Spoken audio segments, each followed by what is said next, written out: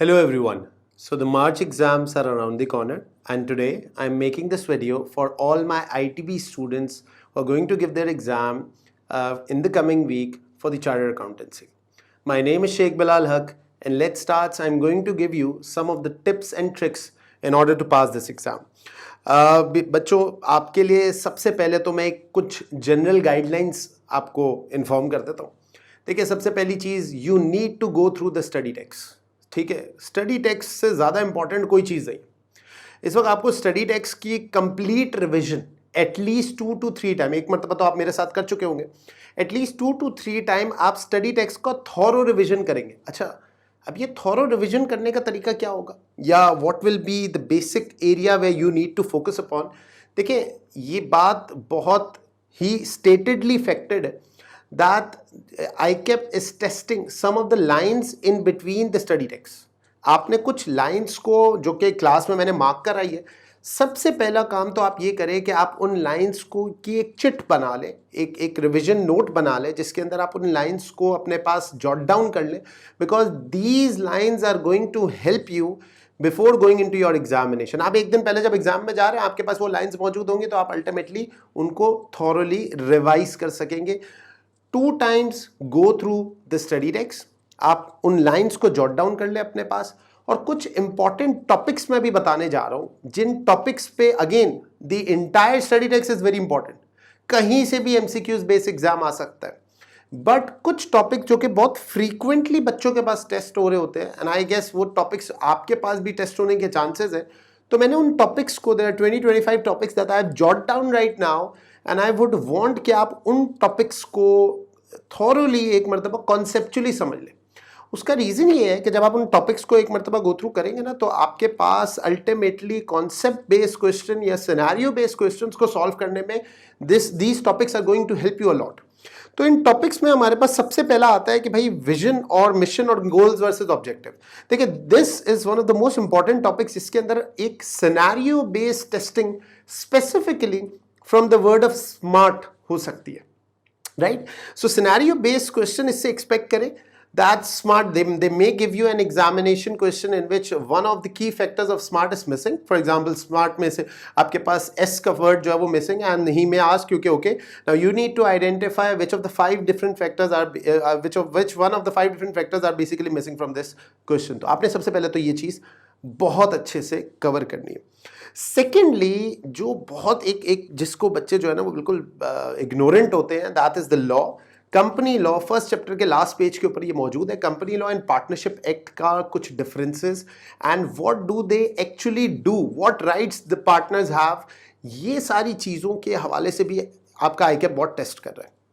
Third question, third most important factor is that different types of companies. देखिए company की different type सबको पता है, बस उसके advantages and disadvantages are the key area जो आईकैप आपको टेस्ट करेगा.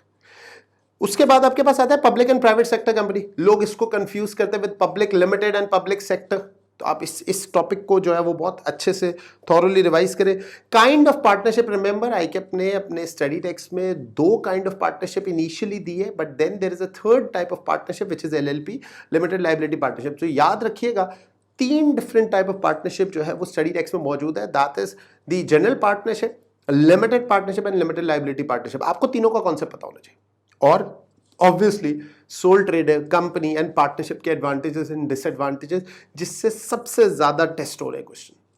सर उसके बाद difference between the article of association, memorandum of association, company formulate करने के लिए ये दोनों डॉक्यूमेंट क्यों जरूरी है. Again along with this topic आपके पास tall and flat organization structure जो कि सबसे ज्यादा आपके स्पैन ऑफ कंट्रोल और स्केलर चेन के अंदर टेस्ट होता है. ठीक है, दोनों ये चारों टॉपिक मिक्स एंड मर्ज होकर टेस्ट होते हैं. And you know it very well कि ये चारों टॉपिक को अगर हम जो है वो बहुत अच्छे से अगर इसके कॉन्सेप्ट्स को समझ लेते हैं तो इसके अंदर अगर if we get a scenario based question as well, so will be able to cope up with the exam in a very appropriate manner. Structure of a company, देखिए सबसे बड़ा एक मिथ ये है कि मैट्रिक्स ऑर्गेनाइजेशन जो है वो स्ट्रक्चर ऑफ अ कंपनी का पार्ट है या नहीं. सो आईकैप ने स्टडी टेक्स्ट में 4 टाइप्स ऑफ ऑर्गेनाइजेशन स्ट्रक्चर बताए हैं. I am repeating it once again. ये चारों स्ट्रक्चर आपको पता होने चाहिए. इसके तीसरे स्ट्रक्चर के अंदर 4 बातें. ठीक है, तो ये you need to know all these things because ये कॉन्सेप्चुअली 1-1, 2-2 मार्क्स का आपका टेस्ट हो जाएगा.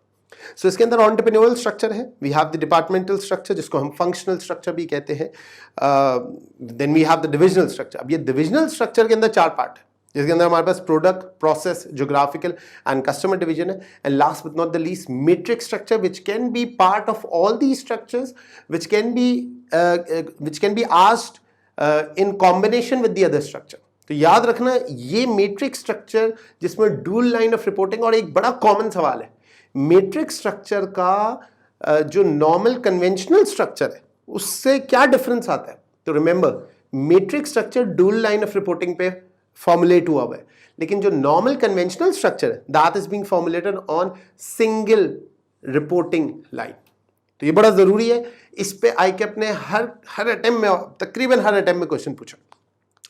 Then we have sources of finance, one of my favorite topic, your favorite topic as well, because you know इसके अंदर हमारे पास एक कैची सा एरिया मौजूद है जिसके अंदर हम on the basis of time, on the basis of ownership हम डिवाइड करते हैं sources of finance, and these sources of finance are normally being tested by the ICAP examiner in terms of small concepts as to what line of credit is, short term and long term loan के differences के हवाले से सवाल आता है। Why do a company prefer long-term loan, and most importantly, most specifically, the peaking order theory, the management of the sources of finance, which state that firstly you should go through the retained earning because it has no cost at all, just the opportunity cost, and you know it very well with that we accountant do not account for opportunity cost. Number 2, हमारे पास आता है retained earning के बाद debt financing जिसकी एक cost है जो कि हमें bear करनी पड़ती है, and that is the cost of interest. And last but not the least, हमारे पास जो है वो capital structure that is equity structure आता है। But remember one thing, why do we consider it as the last source of finance in the pecking order theory is because that pecking order theory states कि company जब equity पे जाती है ना तो company को ऐसा लगता है कि वो ओवर वैल्यूड है इस वक्त, और अगर वो अभी अपने शेयर इशू कर देगी तो इन नियर फ्यूचर में उसके शेयर डिक्लाइन पे जा सकते हैं, तो अभी उसके पास अच्छा कमाने का, अच्छा अर्निंग करने का इस वक्त मौका मौजूद है। ठीक है, तो retain earning the company equity is one of the last factors that we need to go through if we are going for the sources of finance. Pecking order theory के बाद DRAP का एक चैप्टर 10 के अंदर एक concept मौजूद है that is drug regulatory authority of Pakistan. इसको 4 किस्म की पेमेंट जाती है। ठीक है, ये चारों किस्म की पेमेंट के ऊपर आईकैप ने क्वेश्चन पूछे हैं with the students, so remember you need to learn all these 4 different type of payments. इसके अलावा you need to have detail insight in chapter number 10। ठीक है, चैप्टर नंबर 10 के कुछ स्पेसिफिक छोटे छोटे एरियाज है। For example cotton growing provinces of Pakistan कौन से, कॉटन गिनिंग एसोसिएशन का क्या काम है, अगेन DRAP कैसे रेगुलेट करता है, हेल्थ एंड सेफ्टी के ऊपर हर इंडस्ट्री के कुछ ना कुछ क्वेश्चंस है। For every industry you need to remember that there is a regulatory authority by Pakistan, और वो पाकिस्तान रेगुलेटरी अथॉरिटी जो कि गवर्नमेंट की तरफ से एक रेगुलेटरी अथॉरिटी है, उसका क्या रोल है, क्या फंक्शन है, they are normally asking such questions. ठीक है, देखो मैं आपको जो है ना वो कुछ इंपॉर्टेंट एरियाज आइडेंटिफाई कर रहा हूँ। अब ये इंपॉर्टेंट एरियाज आपको स्पेसिफिकली आपके एग्जामिनेशन में बहुत मदद करेंगे, बिकॉज लेट्स सपोज अगर इसके अंदर से कोई 10-12 क्वेश्चन भी आ गए तो automatically you are getting good marks in your exam and you have a fair chance of clearing this exam as well, right? So अच्छा, एक और चीज, upstream downstream oil sector in chapter number 10 it's very important. क्यों? Oil sector में normally आईकैप आपसे सवाल पूछता है between what is the difference between upstream downstream and midstream. अभी जो अपस्ट्रीम डाउनस्ट्रीम एंड मिडस्ट्रीम के एरिया है ना, इसके अंदर यू नीड टू नो कि देखिए अपस्ट्रीम और डाउनस्ट्रीम के क्या डिफरेंसेस हैं। इनमें से एक पर्सपेक्टिव ऐसा है जो कि ऑयल की इंपोर्ट पे डिपेंडेंट है, दूसरा जो area that is midstream that is moreover towards the refining of the oil, and the downstream is concern with the transportation of oil from the port और the refineries to the stations. तो ये तीनों areas के ऊपर आपको पता होना चाहिए कौन सा पोर्ट किस स्ट्रीम को हेल्प करता है इन गेटिंग और फॉर्मुलेटिंग और गेटिंग द रॉ मटेरियल, और उसकी ट्रांसपोर्टेशन कैसे होती है। ये सारी चीज़ें आपके आईकैप के स्टडी टेक्स्ट में मौजूद है, you need to go through, आपने क्लास के अंदर देखा हुआ भी होगा। Then we go towards the training and the development section. आपको पता है selection and the recruitment and selection के एरिया के अंदर अगर हम जाते हैं तो रिक्रूटमेंट के कुछ स्टेजेस हैं, सिलेक्शन के स्टेजेस हैं. First we go through the recruitment, then we go to the selection.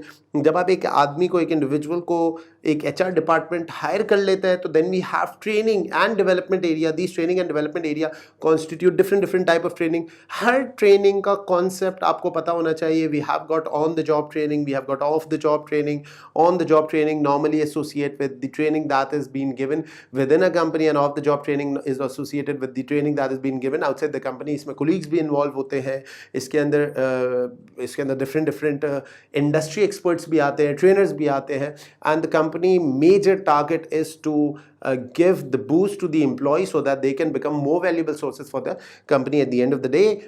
Job analysis के जो systems हैं, अगेन चैप्टर नंबर 5 से वो किस तरह कनेक्ट होते हैं. How do we identify that which category of employee is going to have different type of information system. हमारे पास different type of information system है. अगर आप एंथनीज ट्रायंगल मॉडल के हिसाब से देखते हैं तो एंथनीज ट्रायंगल मॉडल के हिसाब से we have got 3 basic decision making. That is the strategic decision making which is been done by the directors of the company. Then we have the technical decision making done by the management of the company. They are the mid term decision.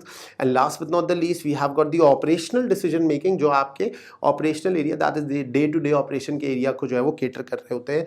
So chapter number 5 से हम इस Anthony triangle model को कैसे connect करेंगे कि strategic decision making के लिए कौन सा आपका इंफॉर्मेशन सिस्टम है जो कनेक्ट हो सकता है.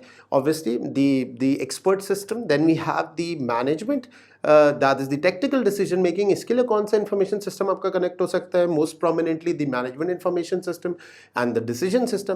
And last but not the least the operational area के लिए कौन सा सिस्टम आपका कनेक्ट हो सकता है? So that is the transaction processing system. ठीक है, तो ये कुछ कोर एरियाज मैंने आपको यहाँ पे आइडेंटिफाई किए हैं. अच्छा, इसके अलावा कुछ जनरल टिप्स मैं आपको प्रोवाइड कर देता हूँ. देखिए, first of all you need to go through the MCQs that are been given in the study text. ठीक है, ये स्पेसिफिकली उन तमाम बच्चों के लिए जो कि मुझसे पढ़ा है, या उन तमाम बच्चों के लिए जो बेसिकली मुझसे नहीं पढ़ा लेकिन they are going to watch this video. So this is going to help you guys as well. So first you need to go through the MCQs that are being given with study text. You are going to go through the study text thoroughly at least 2 to 3 times. फिर उसके बाद most importantly देखिए, ICAP ने कुछ new additional MCQs upload किए हैं आपके portal के ऊपर. आप तमाम बच्चे उन तमाम MCQ, मैं कोशिश करूंगा कि उसके ऊपर भी कुछ MCQs रिलेटेड वीडियो बना दूं, उन तमाम MCQs को भी गो थ्रू करें, because there are fair chances of some MCQs और some concepts being tested from those additional MCQs that is being uploaded by ICAP. इसके अलावा मेरी अपनी एक MCQs बैंक मौजूद है. Kindly go through that MCQs bank. At the end of the day 500 MCQs that are being uploaded by ICAP. ये new MCQs हैं. ये जब आप देखेंगे, जब आप स्टडी टेक्स्ट के 100-200 MCQs देखेंगे, जब आप मेरे अराउंड 1,000-1,500 MCQs देखेंगे, तो you are in a safe side of doing at least 2,000 MCQs, going through the ICAP study text thoroughly for 2 times. So you have got a very fair chance of clearing this exam. I hope so. ये video आपको काफ़ी facilitate करेगी in having a quick revision one day before your examination. Best of luck to each and every one of you. Thank you.